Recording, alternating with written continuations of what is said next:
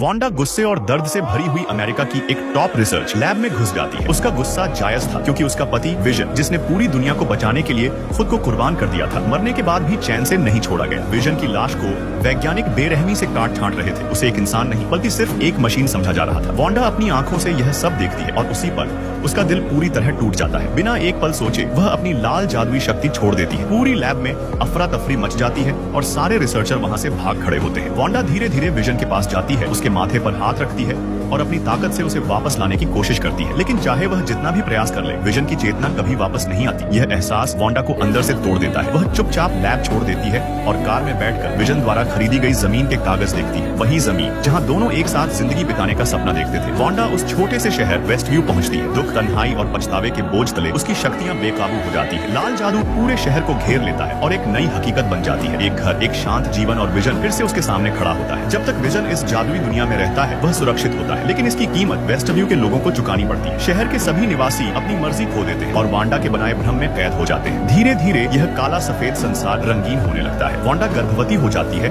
और जुड़वा बच्चों को जन्म देती है। लेकिन जब उसे मोनिका पर शक होता है वह उसे जादू से शहर के बाहर फेंक देती है। सरकार ड्रोन भेजती है, पर इससे वांडा का गुस्सा और भी खतरनाक हो जाता है। यहीं से यह कहानी एक प्रेम कहानी से एक दर्दनाक त्रासदी में बदल जाती है।